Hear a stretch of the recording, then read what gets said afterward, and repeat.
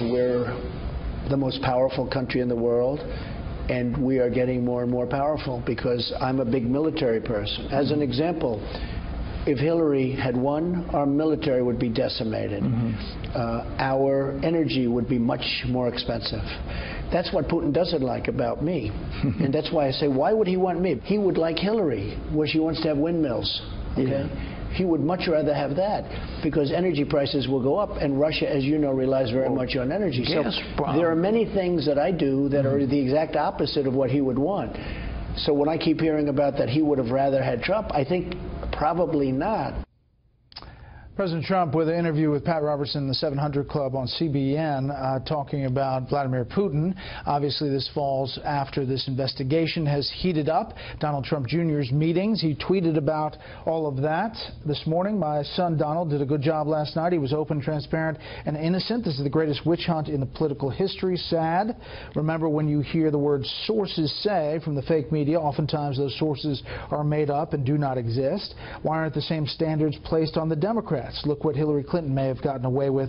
Disgraceful. And finally, the White House is functioning perfectly, focused on health care, tax cuts, reform, and many other things. I have very little time for watching TV. That may have been reaction to all the stories we saw today.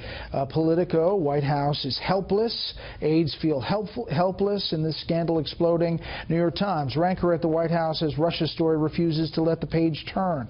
Washington Post, Category 5 hurricane. White House under siege by Trump Jr.'s Russia revelations. And AP, as Russia scandal touches his son, Trump privately rages. Okay, let's bring in our panel. Guy Benson, political editor at townhall.com. Lisa Booth, columnist with the Washington Examiner. Susan Page, Washington bureau chief at USA Today. And Richard Grenell, former U.S. spokesman at the United Nations. Okay, Guy, the president today and the reaction to all of this coverage. Well, I think that the White House problem right now is one of credibility. I've seen some of the arguments about Donald Trump Jr. and his actions, and to me, they're decent arguments. For example, this isn't certainly treason. It's probably not even a crime. I think there's a good case to be made on those 2 points. People are saying, look at Ukraine and their interaction with an operative at the DNC during the election campaign this past year to the benefit of Hillary Clinton and that party. I think that's a fair point to make as well.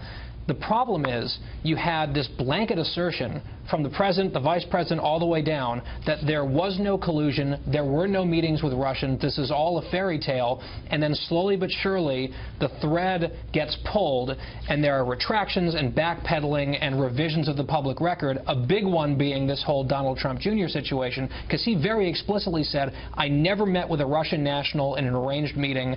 Clearly, that was not true. Susan, and as all of these different players lawyer up inside the White House, that's when you start to get what perhaps is described in some of these pieces about the chaos of lawyers telling them to do one thing. That's how the New York Times gets these emails, apparently, from Jared Kushner's lawyers, is what we assume from the writing of the email, of the story.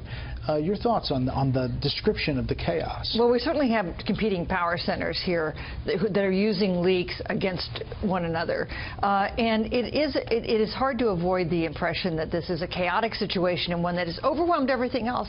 You know, at the White House, they are basically bystanders to the big debate in the Senate on health care, for instance. They have sublet that to Mitch McConnell. They are not talking about the tax bill that they promised to provide details for. This issue, this Russia issue, has overwhelmed everything, and it looks to me like it only gets worse because each time you have a disclosure, it leads to another disclosure. Each time you find out about a meeting, it gives investigators, both on the Hill and in the special counsel's office, new people to go talk to compare their stories, to get someone to tell about some other meeting that we don't yet know about. There is no sign at all that the stream of disclosures that we've been seeing are about to stop. Rick. Look, I think I'm the only one that doesn't live in Washington, D.C. here, and people don't care about this. There's such a difference between listening and acting. I think Donald Trump Jr. listened to something that was brought to him. He didn't act on it. He didn't remember, and nobody in the meeting didn't remember, because literally it was nothing. It was a crazy person coming up with some idea that when they heard it, they were like, we're not doing anything with this. Jared Kushner left the meeting early. I've been on a lot of campaigns, and when you're on campaigns, you do a lot of listening. You only act on information that's relevant, that's going to help you, that's substantive. Clearly, they just dismissed this, and I was glad to see Donald Trump Jr. give us the emails, show us exactly what was said so that we didn't have to hear the interpretation of the media. I don't think people care about this at all. But to Susan's point, you do have a Wall Street Journal headline tomorrow that will say Russian officials overheard discussing Trump associates before campaign began. U.S. intelligence starting in the spring of 2015 detected conversations in which Russian government officials discussed meetings with Trump associates. Again, these leaks seem to be coming out drip by drip, and this may be another one that catches everybody's attention tomorrow. Right, and this is certainly not going away. I mean, I do think that the collusion narrative was sort of drying up, and then all of a sudden you have this story. So clearly people are not going to ignore it, and we're going to continue to see, a daily dose of headlines basically until Robert Mueller reaches some sort of conclusion. But I also think there's a lot of self-righteous indignation from people that shouldn't be self-righteous. Politics is not a white and black industry. It's a very murky and gray industry, and most people in politics operate in that gray area.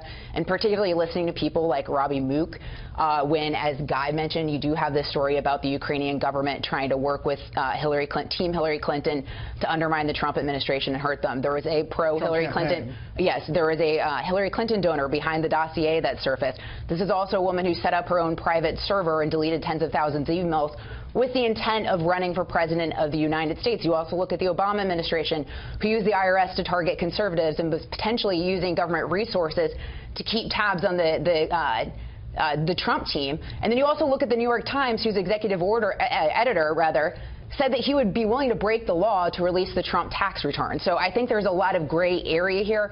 Unfortunately, everybody is operating in it. So, if you are a voter at home, I think your biggest takeaway is the fact that I can't really trust anyone anymore. Yeah, and the president clearly is hitting on that again and again about the media guy. Here is Alan Dershowitz and Jonathan Turley on this particular meeting with Donald Trump Jr. I don't see any crime at this point. At the moment, I see no legal jeopardy for Trump Jr., but of course, we have to know more facts. Simply using the material that was obtained illegally is not at the moment regarded as a crime, and I think it would be wrong to prosecute somebody for that non-crime. While they might be chumps, that doesn't make them criminals. The fact that they had this meeting is not evidence of treason. Got it. Correct. Alan Dershowitz and Jonathan Turley have been voices of sanity and reason on the left throughout all of this. They were saying, hey, let's hold on the whole obstruction of justice issue as well. I think if you're a conservative, or if you're anyone in the country, we should be drawing distinctions. You might be doing things that are bad, that are unethical, that are sleazy, that are not illegal or crimes or impeachable offenses. And I think the fact that you have members of Congress on the Democratic side filing an article of impeachment or trying to, the fact that you have a senior senator who is Hillary Clinton's running mate using the word treason, that is reckless, that's irresponsible, and that is classic overreach. And frankly, it I think emboldens Trump and rallies his party around him when the other side takes what is a bad story for the Trump administration, runs with it in the other direction way too fast. People say, all right, this is getting ridiculous, and that helps Trump. Yeah. Susan, what about the interview today? What we learned in that CBN interview, he goes into detail about kind of defending the effort to establish a relationship with Vladimir Putin, and then talks about the success, he calls it, of the Syria ceasefire. Well, and of course the Syria ceasefire was an achievement. And we're on day 4, I think, now. Right, although it's been totally overwhelmed by the latest disclosures on Russia. And, I agree with Rick that I don't think a lot of Americans think Russia is top of mind, and there's not their #1 concern. It doesn't seem to shake the about 40% of Americans who support Donald Trump. But this is not, at its heart, a public relations battle, or a political battle even. This is going to be a legal battle over what Robert Mueller finds and whether he finds that the law was broken and where his investigation takes him. We're not at the end of this investigation. We're at the beginning of this investigation. We can't predict where it's going to go and what the legal consequences might be, and that is that is the pea inside the shell. Don't watch the shell game. Watch what is going to actually matter at the end of the day. Because a lot of these characters inside the White House, tangentially inside the campaign, are probably going to be under oath at some point, answering questions, and that changes the dynamic. And the consequences for not telling the truth under oath are much more serious than the consequences for not telling the truth to a reporter. But back to Syria. This is something that should be touted.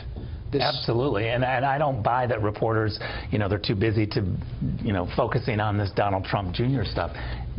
Get the political reporters off the front page. We got serious policy stuff going on. You can do both. We can walk and chew gum here. We got to be able to tout some foreign policy. Look what's going on between Qatar and ally Saudi Arabia and the UAE. This is a big, serious problem. That should be on the front page as well.